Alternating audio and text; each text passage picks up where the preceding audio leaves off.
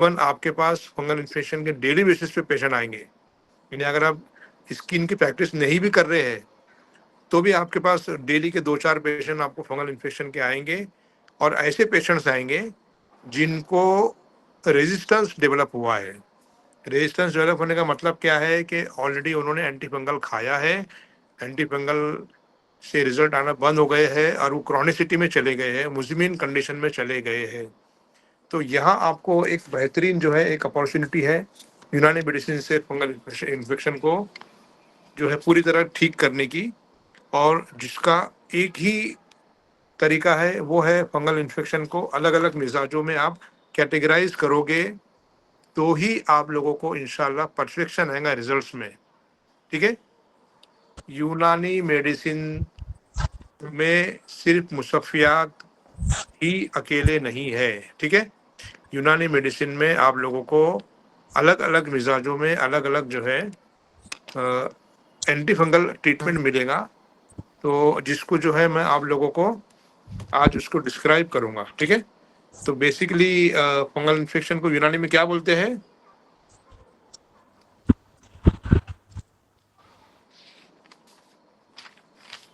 क्या बोलते हैं, कुछ नहीं मालूम। हेलो, क्या बोलते हैं?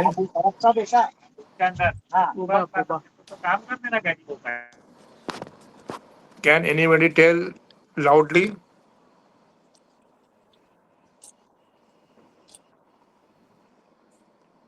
क्या बोलते हैं फंगल को यूनानी में, क्या बोलते हैं? उबा उबा उबा कुबा। उबा। और यूनानी में क्या रीजन है कुबा का? यूनानी में क्या कॉज है?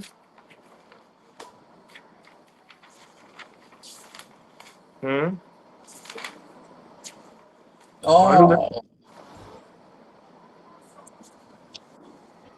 यूनानी में, यूनानी का जो कॉन्सेप्ट है वो है फसाद खून का, इम्प्योरिटी ऑफ द ब्लड। ठीक है,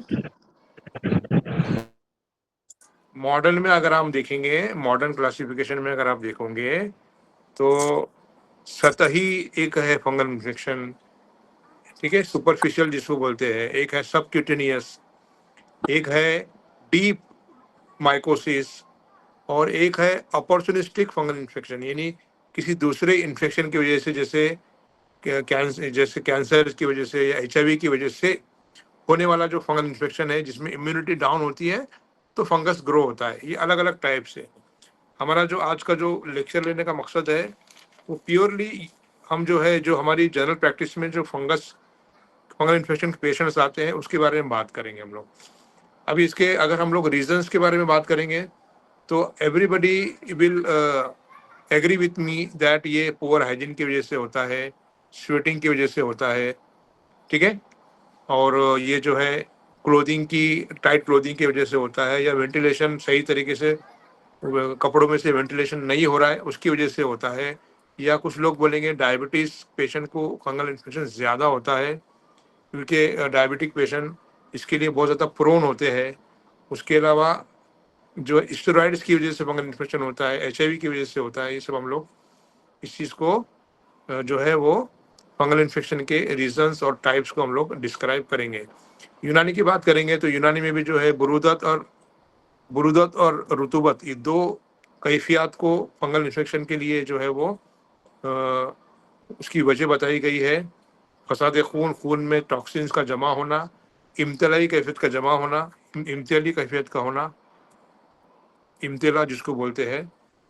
उसके अलावा खून अखलात का सुए मिजाज, और सुई मिजाज कौन सा वाला सुई मिजाज बताया गया है? आमतौर से फंगल इन्फेक्शन को बलगम के कैटेगरी में लिया गया है। बलगम का क्या कैफियत होती है? बलगम में बुरुदत होती है और रुतूबत होती है, और रुतूबत और बुरुदत दोनों मिला के क्या करते हैं? फंगस को ग्रो होने में हेल्प करते हैं। ये तो हो गया एक जनरल डिस्कशन। अभी आते हैं हमारे मेन मुद्दे की तरफ।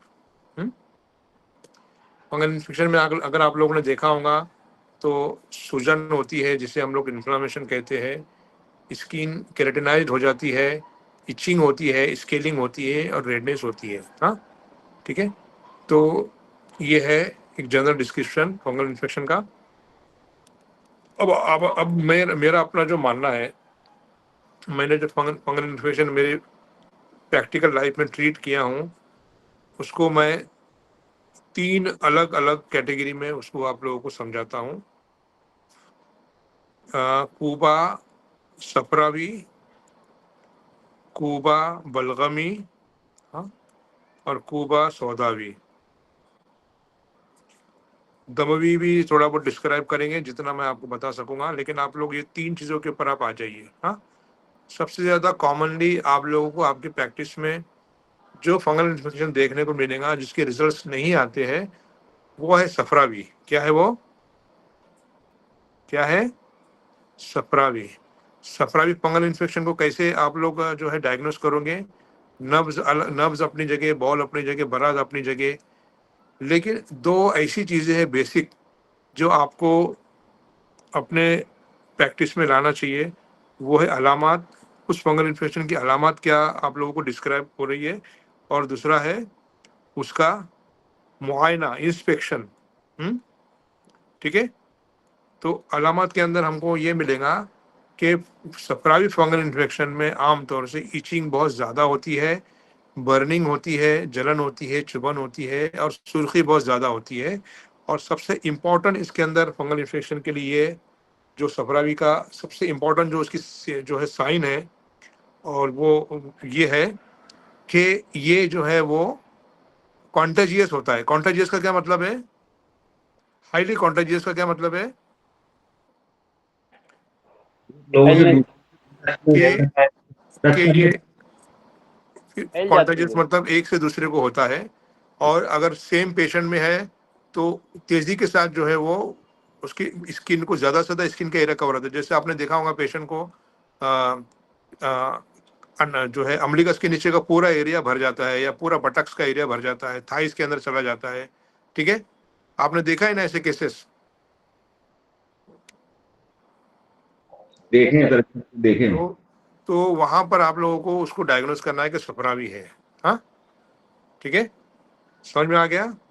अब सफरावी है तो सफरावी का क्या इलाज हो सकता है, वो उसके बारे में हम लोग बात करेंगे लास्ट में। अभी सिर्फ हम लोग डायग्नोसिस के ऊपर ही सिर्फ बात करेंगे। ठीक है। तो सफरावी की डायग्नोसिस समझ में आई आपको? Yes sir. हाँ, अभी आइए आप बलगमी की डायग्नोसिस की तरफ। हाँ, सर बलगम को कैसे डायग्नोस करेंगे? सर अलामात एक बार फिर से बता दीजिए। सफरावी फंगल इन्फेक्शन आप लोगों को आसान लैंग्वेज में समझाता हूँ कि फंगल इन्फेक्शन का यूनानी किताबों में जो डिस्क्रिप्शन है वो बलगम, फसाद बलगम के तहत ज़्यादातर बताया गया है। यानी जहाँ पर नमी होंगी, जहाँ पर रुतूबत और बुरुदत होंगी, वहाँ पर जो है फंगस ग्रो होगा। इसे हम लोग डिस्क्राइब किया जाता है यूनानी किताबों में। लेकिन मेरा अपना ऐसा मानना है कि फंगल इन्फेक्शन हर मिजाज में हो सकता है। सफरावी मिजाज के पेशेंट को फंगल हुआ तो उसे सफरावी फंगल या सफरावी कोबा कहेंगे। बलगम में पेशेंट को हुआ तो बलगमी, और सौदा में हुआ तो सौदावी कोबा कहा जाएगा। और दमवी मिजाज का एक अपना एक छोटा सा डिस्क्रिप्शन दूंगा मैं। तो सफरावी मिजाज के फंगल इन्फेक्शन की सबसे अहम अलामत यह है कि सीवियर इचिंग होगी, सुपरफिशियल होगा, हाईली कॉन्टेजियस होगा, बॉडी में तेज़ी से फैलेगा, सुर्खी होगी, एरिथेमा होगा, रेडनेस होगा और इचिंग होगी, और पेशेंट जो है बे इंतहा वो बेचैन रहेगा। हाँ, और ओवरऑल उसका जो बाकी का जो उसके अलामत देखेंगे जो आमतौर से सफराई मिजाज के पेशेंट के होते हैं, तो उससे आप डायग्नोस कर सकते हैं कि सफराई मिजाज के पेशेंट है। और सफराई मिजाज के पेशेंट का फंगल इन्फेक्शन का इलाज सफराशिकन दवाओं से मैं आगे बताऊंगा। अब आइए आप बलगम की तरफ। बलगम ये फंगल इन्फेक्शन जो है आमतौर से उसके अंदर वो अलामत नहीं होती जो सफरा में होती है। इचिंग होती है लेकिन माइल्ड टू मॉडरेट होती है, सीवियर इचिंग नहीं होती है। और ये फंगल इन्फेक्शन आमतौर से आप लोग को मिडनाइट वगैरह में आमतौर से ये इचिंग वगैरह पेशेंट को देखी जाती है, और उसकी बॉडी में मॉइस्ट यानी रुतूबत का गलबा होता है, रतब उसकी तबीयत होती है, और सेकेंडरी इन्फेक्शन उसको आमतौर से देखा गया है। ठीक है, सेकेंडरी इन्फेक्शन उसको आमतौर से देखा गया है। और सेकेंडरी इन्फेक्शन में जो है आपको सेकेंडरी बैक्टीरियल इन्फेक्शन भी ऐसे पेशेंट में देखा गया है। ठीक है, तो ये हो गया बलगमी फंगल इन्फेक्शन। ठीक है, आगे बढ़ो, सौदा की तरफ बढ़ो। Yes sir. हाँ, तो सौदा में आप लोगों को जो लीजन मिलेगा वो थिक लीजन मिलेगा और हाइपर केराटोसिस मिलेगा, यानी स्किन का जो थिकनेस है वो ये रहेंगी, दबीज रहेंगी, माइल्ड इचिंग हो सकती है और क्रॉनिसिटी में रहता है। ये क्रॉनिक यानी किसी किसी को वो थिकनेस भी है, इचिंग भी है, जो 10-10 साल से है, लेकिन वो उतना ये नहीं होता है, तकलीफ दे नहीं होता है या डिस्कम्फर्ट नहीं पैदा करता है। इसलिए ऐसे पेशेंट चलते रहते हैं। पेशेंट हिस्ट्री देगा बाबा सालों साल से है, कुछ थोड़ा बहुत इचिंग होती है या ऐसा है बोले, वो भी एग्जामिन करने पर इन स्पेशली वैसे पेशेंट फंगल इन्फेक्शन के इलाज के लिए नहीं जाते हैं। सबसे ज़्यादा अगर कोई फंगल इन्फेक्शन के इलाज के लिए जाता है तो वो सफराई मिजाज का पेशेंट जाता है, क्योंकि उसको अनबेरेबल तकलीफ होती है। और सेकंड नंबर पे आता है बलगमी मिजाज के पेशेंट। सौदा जो है वो बाय डिफॉल्ट समझो बहुत मरतबा दिखाई देता है। हो सकता है आ भी जाए वैसे पेशेंट, अब मुझको फला फला फला तकलीफें है, तो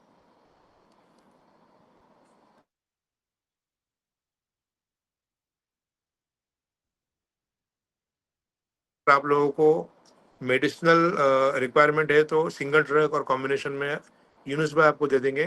फंगल इन्फेक्शन के लिए, सोरियासिस के लिए, एक्जिमा के लिए, माइग्रेन के लिए, पीसीओडी के लिए, फाइब्रोइड यूरेटस के लिए, वेरिकोस वेन के लिए। ठीक है, नी रिप्लेसमेंट जिनको ज़रूरत है उसके लिए, हिप रिप्लेसमेंट जिसको ज़रूरत है उसके लिए, मल्टीपल जो है वो वर्टिब्रल जो है वो डिस्क प्रोलैप्स्ड है उसके लिए। ठीक है, बर्स के लिए आपको मेडिसिन मिल जाएंगी। थोड़ा बहुत हमारा धंधा भी होने दो मजाक कर रहा हूँ। ठीक है, तो आप लोग जो है इस चीज़ को आप समझिए कि ये सौदा है। अब जब दमवी मिजाज की बात करेंगे आप, दमवी मिजाज के पेशेंट ऐसे पेशेंट होते हैं जिन्हें आमतौर से आप लोगों को बॉडी के अंदर जो होगी बेटा। फंगल के जो अलामत होती है वो एग्रेशन के साथ होती है। ठीक है, एग्रेशन के साथ होती है। ऐसे पेशेंट जो है आमतौर से जिसको बोलते हैं ना डेयरिंग बास लोग बोलते हैं ना, एकदम ऐसे आते हैं आपके पास, एकदम बिंदास मिजाज के लोग रहते हैं वो, और उनकी जैसे बॉडी जो है वो लहीम शहीम होते हैं, उनके तो तबीयत जो है वो सीना चौड़ा, इस तरीके जो जो बलगमी मिजाज के दमी मिजाज के जो डिस्क्रिप्शन है, चेहरे में सुर्खी वगैरह, तो वैसे पेशेंट में आमतौर से अगर फंगल इन्फेक्शन देखा जाए तो वो फंगल इन्फेक्शन जो है माइल्ड टू मॉडरेट हो सकता है।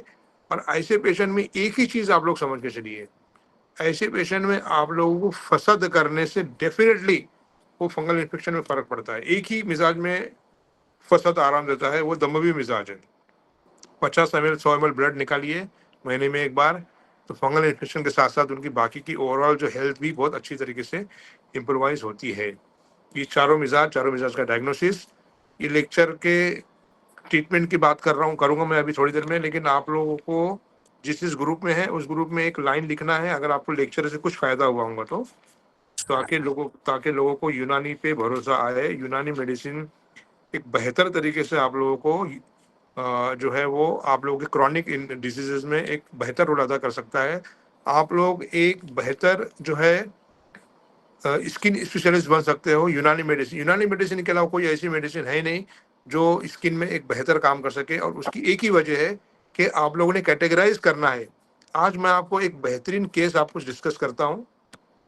हमारे डॉक्टर अरशद पठान सर है, सफ़िया मैडम शायद इस लेक्चर में है, ऐसा लग रहा है कि आए हैं वो, तो उनके क्लासमेट है, वो बहुत हमारे सीनियर है।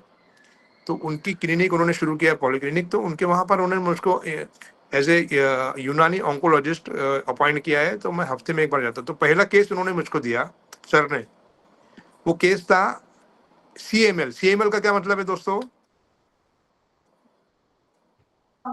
Chronic myeloid leukaemia. Chronic myeloid leukaemia. और वो पेशेंट का WBC काउंट कितना था आप लोगों को मालूम है? उस पेशेंट का WBC काउंट था 1,25,000। कितना? 1,25,000। अच्छा, हम जो है हम लेमैन है, हम जो है जो वो क्या बोलते हैं उसको, सिंपल लोग हैं। हमें एक ही बात समझ में आती है कि जहाँ पर बे इंतहा काउंट बढ़ गए हैं वहाँ पर एक ही मादा, एक ही पैथोलॉजी काम कर रही है, वो है सोजिश। क्या काम कर रही है? सोजिश। और सोजिश किस मिजाज में होती है बहुत ज्यादा? सफरा में। सप्रावी। समझ में आ गया? जी सर। अब फिर हमने इलाज शुरू किया और हमारा अपना तरीका ये है कि बाबा आपको 15 दिन की मेडिसिन हम लोग दे रहे हैं, आपने हर 8 दिन में सीबीसी करना है, ठीक है? तो कल थर्सडे को उन्होंने रात में सर ने रिपोर्ट भेजे, तो 1,25,000 से मेरे पास अभी रिपोर्ट है 93,000 पे आया वो 8 दिन में। कितने दिन में? 8 दिन में। कितना कम हुआ? 7 और 25 32,000 कम हुआ। क्यों कम हुआ? क्योंकि सफरा शिकन दवाइयाँ और सफरा शिकन डाइट, मिजाज को हम लोग ने डायग्नोस किया। यानी अगर डॉक्टर मस्तान है या कोई भी यूनानी का आदमी रहे, अगर उसने मिजाज को डायग्नोस करके ब्लड कैंसर का इलाज किया तो दुनिया का सबसे बड़ा हेमाटोलॉजिस्ट वही होगा।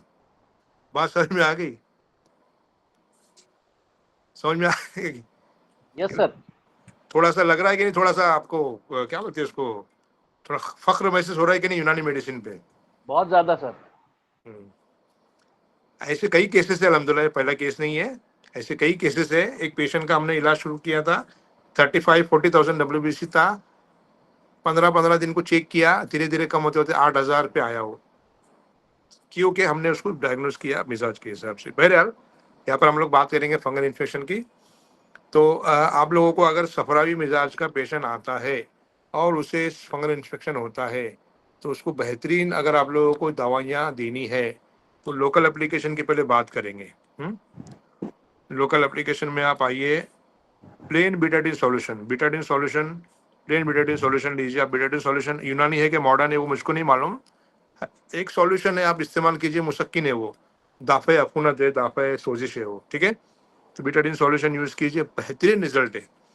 दूसरा जो है सफराई फंगल इन्फेक्शन में लोकल एप्लीकेशन के लिए आपको देना है तो मेहंदी का आप लोग लेप लगाइए। क्या लगाएंगे? मेहंदी का लेप लगाएंगे। मेहंदी क्या है? मुसक्किन है, मुबर्रिद है, ठीक है? और जो है दाफे है, सोजिश है। उसके बाद आप लगाएंगे लोकल एप्लीकेशन के लिए कैम्फर, काफुर का लेप लगाइए, काफुर का तेल लगाइए, नो प्रॉब्लम इंशाल्लाह। हाँ, उसके बाद आप आते हैं जिंक ऑक्साइड की तरफ, जिंक ऑक्साइड लगाइए एज ए क्रीम, या कोई भी जो है, यहाँ तक कि आप लोगों ने अगर इसब गोल लेकर, इसब गोल को भिगा कर उसका लुआब निकाल कर वो भी अगर आपने मसाज कर दिया तो पेशेंट को जो है सफराई फंगल इन्फेक्शन में सुकून आएगा। क्या आएगा? सुकून आएगा, ठीक है? समझ में आ गया? अच्छा। तो ये हो गया लोकल एप्लीकेशन। अब जो है आप ओरल मेडिसिन के ऊपर आइए, फंगल इन्फेक्शन की ओरल मेडिसिन सफरा में क्या हो सकती है? जो मुबर्रिद, मुसक्किन, मुरत्तिब, रुतूबत को बढ़ाएंगी, बुरुदत को बढ़ाएंगी और सुकून को बढ़ाएंगी, वो दवाइयाँ आप दे सकते हो। उनमें आप लोगों को मिलेगा सहदेवी, एक दवा है सहदेवी, लिखिए आप लोग, लिखिए असलुसूज, खत्मी, खुब्बाजी, मेहंदी का कैप्सूल फील करके दे सकते हैं आप, मेहंदी का कैप्सूल। बेहतरीन दवाओं में सफरावी फंगल इन्फेक्शन में अगर आप लोगों को नंबर 1 मेडिसिन, अगर आप यूनानी मेडिसिन, हर्बल मेडिसिन में अगर आप कैटेगराइज करोगे, नीम का कैप्सूल दीजिए, ठीक है? आप तमाम उठा के मुसफ़ियात देखिए, कोई फायदा है नहीं। आप नीम का कैप्सूल सिंगल बेहतरीन तरीके से फंगल इन्फेक्शन में आप लोगों को, सफराई फंगल इन्फेक्शन में आप लोगों को बेहतर तरीके से काम करेगा वो, ठीक है? समझ में आ गया? सर नीम का कैप्सूल, नीम का पत्ता रहेगा उसमें? नीम का पत्ता भी चलेगा, नीम की छाल भी चलेंगी। मैं जो बनाता हूँ, मेरे पास आधी छाल और आधे पत्ते ऐसे मिला के कैप्सूल बनाता हूँ, आप लोगों को मैं भेज दूंगा। हाँ, ठीक है? आप लोगों को सफरावी किट मिल जाएंगी, बलगमी किट मिल जाएंगी, सौदावी किट मिल जाएंगी, तीनों मिल जाएंगे। आप लोग हमारा भी बिजनेस करो थोड़ा बहुत, ठीक है? तो ये हो गया एक। अब आइए आप लोग बलगमी दवाओं की तरफ। बलगमी दवाइयाँ देखो, मैं आपको एक चीज़ बताता हूँ, मिजाज को डायग्नोस करके इलाज करने का क्या फ़ायदा होता है। पिछले कई मरतबा से, पिछले 2-3 महीने की बात बोल रहा हूँ मैं बहुत गौर फिक्र करके सौदा को डायग्नोस कर रहा हूँ, खतरनाक तरीके से, बहुत बारीकी के साथ। नब्ज देख रहा हूँ एकदम शदीद, नब्ज के अंदर जो है आप लोगों को ऐसा आप फील करोगे तो हार्ड हार्ड पल्स, यानी पत्थर, यानी तहज्जुरी कैफियत जिसको बोलते हैं ना, तहज्जुरी मफासिल जिसको बोलते हैं, पथरा जाना जिसको बोलते हैं, वही फीलिंग्स आपको पल्स में आएंगी, सख्त सलाबत वाली पल्स। और वो एकदम जिसको बोलते हैं ना, ऐसा लगता है कि पत्थर पे हाथ रखे अपन। वो डायग्नोज करने के बाद पेशेंट को तकलीफ सिम्टम्स कुछ भी रहने दीजिए, कैंसर रहने दीजिए, जॉइंट पेन रहने दीजिए, प्रोस्टेटोमेगाली रहने दीजिए, स्टेनोसिस रहने दीजिए, लेकिन नब्ज उसकी हार्ड है। फिर हमने उसको सौदा के तहत दवाइयाँ दिए, जैसे बरगे सुदाब है, जैसे मैं चित्रज हिंदी है, या मेथी है, ज़ीरा है, या दालचीनी है, इस तरीके की दवाइयाँ, हाँ सत्यानाशी की बीज है। तो अल्हम्दुलिल्लाह पेशेंट का ये वर्ड्स रहते हैं कि इतना हल्का फील हो रहा है, डॉक्टर साहब बोले जैसा मैं 10 साल से मेरे सर पे किसी ने बोझ रखा था, वो बोझ हट गया, बोले इतना हल्का फील कर रहा हूँ, क्योंकि उसको हमने मिजाज के तहत ट्रीट किया। ठीक है, तो यहाँ पर बलगम की बात चल रही थी दोस्तों। बलगम के अंदर आप लोगों को, नब्ज के अंदर आप लोगों को, बलगम के अंदर जो है ऐसा नब्ज में समझ में आएगा कि ये मादा भरा हुआ है बदन में, मुताफिन मादा है। नब्ज लयीन रहेंगी, वसी रहेंगी, दमीवी मिजाज में भी वैसी रहेंगी, लेकिन उस दमीवी मिजाज में अजीम भी रहेंगी, और सफरा की जैसी आपको फीलिंग आएंगी, लेकिन दमीवी मिजाज में एग्रेशन की वजह से सफरा की जैसी फीलिंग आती है। ठीक है, ये हो गया एक। तो उसके अंदर आप लोगों को लोकल एप्लीकेशन के लिए देना है तो बोरिक एसिड आपको एक बेहतर तरीके से दाहवे ताफुन जो है वो क्रीम की सूरत में काम आएगा, बोरिक एसिड। ठीक है, और आप लोगों को जो है सपट लोशन आप लोगों ने नाम सुना होगा, सपट लोशन 100 ml जो है आप लोगों ने बीटाडीन सॉल्यूशन लेना है, 25 ml सपट लोशन लेके दोनों को मिला के बलगमी फंगल इन्फेक्शन में आपको बेहतर तरीके से रिजल्ट आएंगे उसमें। इसके अलावा आप लोगों को जो है लोकल एप्लीकेशन के लिए बलगमी मिजाज के पेशेंट को आप लोगों ने सुहागा बिरिया जो मैंने बताया वो बहुत अच्छा काम करता है। उसके अलावा कुछ अगर मेरे को जहन में आता है, गंधक बहुत अच्छा काम करता है, बलगमी इसमें गंधक का लेप वगैरह भी अच्छा काम करता है। तो दवाओं के अंदर अगर आप जाएंगे तो सहजन के पत्ते एंटी फंगल, एंटी बलगम, उसके अलावा करेला एंटी बलगम, उसके अलावा बकायन एंटी फंगल, एंटी बलगम, उसके अलावा जो है सदाबहार को भी अच्छा खासा देखा हूँ मैंने। उसके अलावा जो है क्या बोलते हैं उसको, लौंग बहुत अच्छा काम करता है। त्रिफला एक बेहतर जो है आप लोगों को त्रिफला आपको एंटी फंगल और एंटी बलगम एक्टिविटीज़ त्रिफला की मिलेंगी। नाग केसर आपको सफरा में काम करेगा, याद रखें नाग केसर की कैप्सूल सफरा में काम करेंगे, नाग केसर का लेप आपको सफरा में काम करेगा। हाँ, अब आते हैं अपन सौदा की तरफ। सौदा की दवाइयाँ मैंने अभी आपको बताया, वही दवाइयाँ सौदा भी जो है इसके अंदर भी काम करेंगी। सौंठ जो है, सौंठ वो बलगम में काम करेंगी। ठीक है, अड़ूसा सफरा में काम करेगा, इसबगोल सफरा में काम करेगा। ठीक है, ऑप्शन 3 सफरा में काम करेगा। ठीक है, इस तरीके से आप लोगों को ट्रीट करना है। अनार बलगम में काम करेगा। सौदा के मैंने आपको बता चुका हूँ। ठीक है, सौदा में रोगन बापची, रोगन कलौंजी का तेल सफरा में काम करेगा, और बापची का तेल सौदा में काम करेगा, और बापची कैप्सूल भी जो है वो सौदा में काम करेंगे। जो दवाइयाँ मुखरिश होती है, खराश को बढ़ाती है, वो दवाइयाँ सौदा को तहलील करती है। ये बेसिक फंडामेंटल आप याद रखो। ठीक है, कोई क्वेश्चन होगा तो पूछिए। और आप लोग जो है शाहित्रा सौदा भी, सफरा भी इसके अंदर काम करता है। शाहित्रा सरफू का और गुले मुंडी बलगम में काम करता है। ठीक है, तो ये अलग अलग दवाइयाँ, अलग अलग चीज़ें हैं, आप लोग नोट डाउन करके रखिए, आप लोग को इंशाल्लाह फ़ायदा होगा। जौखार जो है वो 200 मिलीग्राम बीडी, 300 मिलीग्राम बीडी, जामुन बलगम में काम करता है। तेज पत्ता, पुदीना के पत्ते और सौंफ का काढ़ा अगर देंगे सफरा में, इचिंग के लिए बेहतरीन नुस्खा है। ठीक है, इस चीज़ को आप सब लोग, सर तेज पत्ता, पुदीना और सौंफ, सफरा भी चीज़ों में बहुत फायदेमंद है, बहुत फायदेमंद है। जीरा सौदा में काम करता है, जीरा काली जीरी सौदा में काम करती है। ठीक है, ये तमाम चीज़ें हैं, आप लोग इसको समझिए, इसको ट्रीटमेंट कीजिए। आप लोग जो है इंशाल्लाह मिजाज के लिए आप लोग वो मिस नहीं करना मिजाज के लेक्चर्स को। 4 लेक्चर होंगे। पहला लेक्चर सफरा पे होगा, मैं कल परसों में नोटिफाई करूँगा, आप लोग उसको ज्वाइन कीजिए इंशाल्लाह।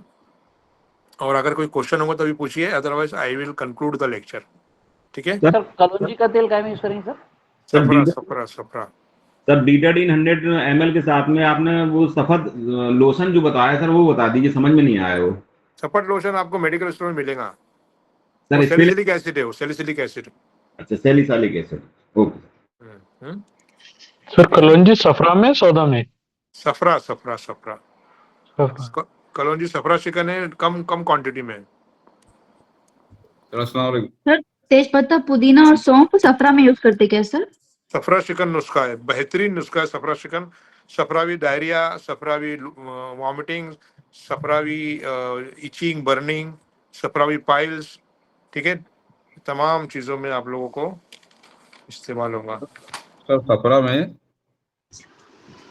सर इसको कितने दिन यूज करना रहेगा ट्रीटमेंट को? 2 महीने, 3 महीने, 4 महीने, यूनानी दवा है। डॉक्टर खलील साहब पूछिए साहब प्लीज।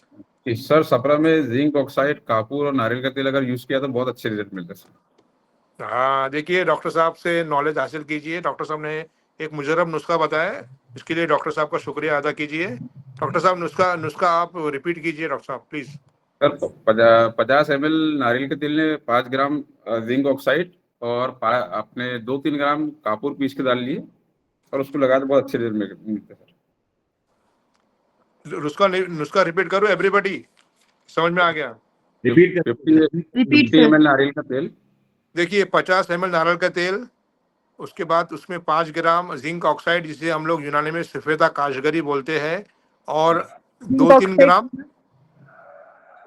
ग्राम कापूर, सबको मिला के तेल में मिला के गर्म करके आप जो है वो लोकल एप्लीकेशन में सफरावी फंगल इन्फेक्शन में एक बेहतर रिजल्ट आते हैं। मेरा अपना भी वो मुजरब है और डॉक्टर साहब का भी आ गया। बलगमी में सुहागा फिटकरी अगर नारियल के तेल में लगा तो बहुत अच्छे रिजल्ट है उसके। चलो ठीक है सर, माशाल्लाह। बलगम में फिटकरी सुहागा बिरिया, माशाल्लाह, बेहतरीन। ठीक है, तो मैं समझता हूँ इस लेक्चर को आप लोगों ने एक पॉजिटिवली आपने उसको लिया है। आपको जिन लोगों ने मेरे पहले लेक्चर अटेंड किए होंगे उनको शायद मालूम है, लेकिन जो पहली बार अटेंड कर रहे हैं उनके लिए नई चीज़ है कि फंगल इन्फेक्शन में भी हर मिजाज में आप लोगों को कैटेगराइज करना है। ठीक है, मैं सही बोल रहा हूँ? सर फिटकरी सुहागा बिरिया को किस तरह से यूज करना है सर? पेस्ट बनाकर सर पाउडर नारियल के तेल में बनाना है? नारियल के तेल में बना के मिक्स करके दाल लगा दीजिए। हाँ, मतलब सर बलगम में क्या बताया? परहेज बताइए ना सर, परहेज। बलगम के अंदर फिटकरी बिरिया। सुहागा फिटकरी हाँ। कितना कितना लेंगे सर? डॉक्टर साहब बताइए सुहागा फिटकरी कितना लेंगे? सर वही 50 ml में अपने 5 ग्राम सुहागा और 5 ग्राम फिटकरी डालिए। देखिए परहेज के अंदर आप लोगों को याद रखिए व्हाइट शुगर पूरी तरह बंद करना है। इन जनरल बता रहा मैं आपको भी, अलग अलग मिजाज का अलग अलग डाइट होता है, लेकिन जनरली आप लोगों को जो है वाइट शुगर पूरी तरह बंद करना है। सफरा में ख़ास तौर से स्पाइसेस रोकना है। सफरा में घी नुकसान करता है सफरा में, ठीक है। और जनरली जो है वो दाफ़े तापुन को बढ़ाने लिए गेहूँ, मैदा, बेकरी, बिस्किट, तमाम रोटियां नुकसान करती है। तमाम रोटियां सफरा को बढ़ाती है, बलगम को बढ़ाती है, सौदा को बढ़ाती है। तो रोटियां रोक दीजिए। आप चावल वावल चल जाते हैं, या फिर मकई की रोटी चल जाती है, या नाचनी की रोटी चल जाती है, थोड़ा बहुत राजगिरी की रोटी चल जाती है। दालों की रोटी आप दे सकते हैं। सर काफूर कितने ग्राम? 5-5 ग्राम बोले ना सर ने। 3 ग्राम कापूर, 5 ग्राम सफेदा काशगरी और 50 ml नारियल का तेल, ठीक है। सर जो तेज पत्ता पुदीना और सौंफ है सर उसको कैसे यूज करना चाहिए सर? तेज पत्ता 5 लीजिए, पुदीना के पत्ते 20-25 लीजिए, और 1 चम्मच सौंफ लीजिए। 2 गिलास में बॉईल करके 1 गिलास कर दीजिए और उसको छान के पिलाना है। इंशाल्लाह ऐसा नुस्खा आपको देखने को नहीं मिलेगा सफरा के लिए। आप लोग खुश हो जाएंगे इंशाल्लाह, दुआ देंगे, ऐसे रिजल्ट आएंगे इंशाल्लाह। Thank you sir. ठीक है, ग्रुप में डालना भूलना नहीं एवरीबडी। और यूनुस भाई को कांटेक्ट करो अगर आपको कोई मेडिसिन की रिक्वायरमेंट है तो। 100-150 प्रोडक्ट अभी इंशाल्लाह नेक्स्ट मंथ में लॉन्च हो जाएंगे, लेकिन आप लोग प्लीज थोड़ा सपोर्ट कीजिए। हाँ हेलो सर, हाँ, सफरावी का ये नुस्खा एक बार रिपीट करेंगे please sir? Coconut oil, zinc oxide कितना सर उसमें? जिंक ऑक्साइड 5 ग्राम और 2 या 3 ग्राम काफूर। देखिए काफूर में भी आप लोग याद रखिए, एवरीबॉडी आपके नॉलेज के लिए बता रहा हूँ, भीमसेनी काफूर, जी काफूर भीमसेनी होना चाहिए, भीमसेनी, सिंथेटिक कैम्फर नहीं होना चाहिए। क्या रिपीट करना है? 8149 भीमसेनी। भीमसेनी काफूर याद रखिए, वो ओरिजिनल काफूर होता है, भीमसेनी काफूर नेचुरल होता है। एक आर्टिफिशियल कैम्फर आता है, वो किसी काम का नहीं है। ठीक है, जजाकल्ला। सर आपकी दवाएं के जो कैटलॉग मिल जाएगा तो अच्छा रहेगा सर। तो मैया आप मेरे को, मेरा नंबर है ना आपके पास, हाँ सर। प्लीज मेरे को एक आपके सलाम का मैसेज भेजो मेरे व्हाट्सएप पे, मैं यूनुस को आपका नंबर भेजता हूँ प्लीज। हाँ ओके सर। ठीक है, thank you very much everybody. अपने अपने व्यूज डालिए ग्रुप में, आपको लेक्चर अगर पसंद आया है। और मैं नेक्स्ट लेक्चर या तो मिजाज पे रखूंगा, नहीं तो ओबेसिटी पे, दोनों में से मैं अभी तय कर रहा हूँ। मिजाज के ऊपर मैं अभी थोड़ा सा एक आध हफ्ता रुक के करूंगा, लेकिन ओबेसिटी पे काम शुरू कर देंगे इंशाल्लाह। हाँ सर आपका नंबर मिजाज बोल पे रहे रखिए हैं। सर इंशाल्लाह। क्या जजाकल्ला बोले सर। मेरा? सर मिजाज पे रखिए, आप- मिजाज आप- सीखने के बहुत ज्यादा लोग हैं। क्या बोल रहे हैं? जनता क्लिनिक आपका नंबर सर एक बार बता देना सर। 8888 333 एक मिनट 133 सर, सर रिपीट करेंगे? 8888 हाँ सर। 333 हाँ सर। 133। 13। शुक्रिया। इंशाल्लाह इंशाल्लाह मैं आप लोगों को नेक्स्ट लेक्चर में कोशिश करता हूँ। डॉक्टर साहब खलील साहब एक ओबेसिटी पे बात करेंगे, और उसके बाद फिर अपन मिजाज के ऊपर आएंगे इंशाल्लाह। ओबेसिटी पे बात करेंगे पहले, इसके बाद मिजाज पे बात करेंगे नेक्स्ट वीक। याद जी रखिए सर। इंशाल्लाह सैटरडे कोशिश करूंगा, सैटरडे लेने की। पता नहीं सैटरडे के दिन मैं शायद जा रहा हूँ, तो देखते हैं इंशाल्लाह। आप लोगों को मैं आपको नोटिफाई करूंगा। मैं सभी ग्रुप में मैसेज डालता हूँ, पर्सनली डालता हूँ,